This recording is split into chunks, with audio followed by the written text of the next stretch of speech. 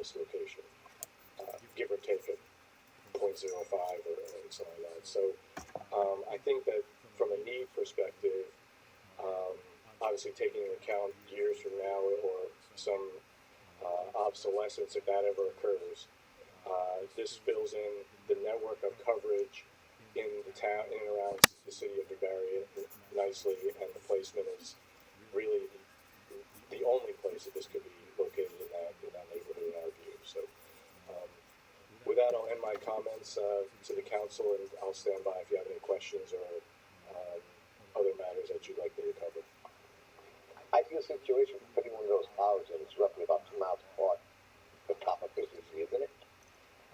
Yes, it depends on topography and but I'm saying on an average. Yes, with the residential concentration and the type of construction, that is average, yes. And also with the type of development we're doing on 4th Florida Road, with all those new homes going out there, maybe this tower out there would benefit that area, wouldn't it? Great point. Yes, yeah. Right now, the coverage is from primarily that tower that I mentioned on 92.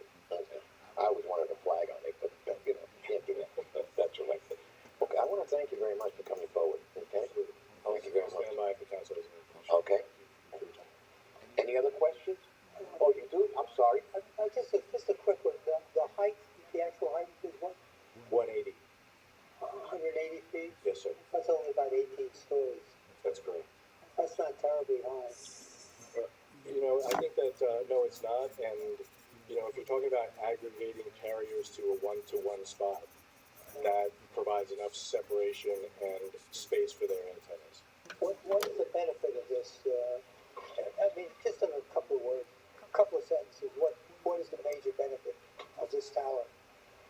I think, Councilman, I think the benefit is going to be, number one, coverage in and outside of residences and other facilities in and around the immediate area, coverage for emergency responders in terms of what units they are using for communication, other than shortwave or other types of handhelds. So that I would sum it up in those two regards. May I ask your investment? Just curiosity, what your total investment might be? It's in the hundreds of thousands. Okay, thank you. Do you have a question, Councilwoman Benfield? Yes, Mayor, and some of these questions might be to Matt, so is this a time that we can ask Matt questions? You can ask both of them, yes. Okay. Thank you, sir. Thank you. Matt?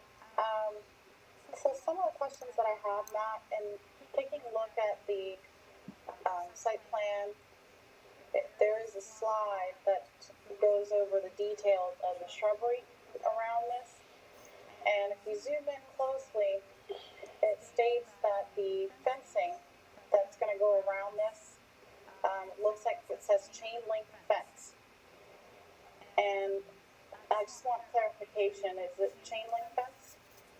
Yes, I believe it is chain link fence and barbed wire as well for security purposes. Okay, and around it says viburnum, I believe, buffer.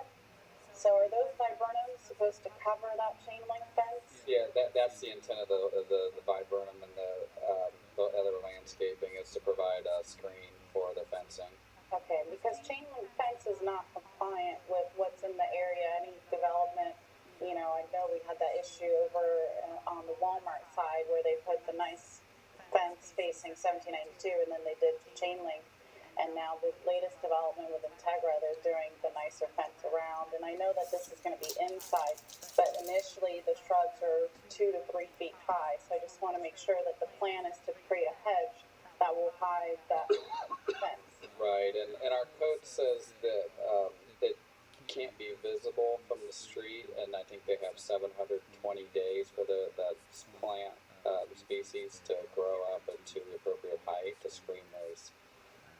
The fencing. Okay, then my next question is, and I think it was answered, I just want clarification, is it 85 feet before the next development housing to the tower? Is that correct? 85 feet distance?